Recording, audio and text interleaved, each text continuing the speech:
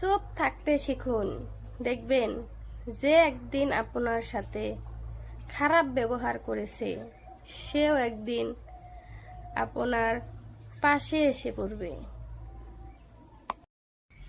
মানুষের উপরের রং দেখে তাকে কখনো ঘৃণা করো না, কারণ তার হয়তো কোনো একটা গুণ আছে যা কিনা স্বর্ণের চেয়েও দামি। তুমি কতটা কষ্টে আছো সেটা কেউ দেখতে আসবে না, কিন্তু প্রাণ খুলে হেসে দেখো, সে হাসিতে হিংসে করার মতো লোকের অভাব হবে না। ভাঙা বিশ্বাস আর ফেলে আসার সময় কোনো দিন ফিরে আসে না।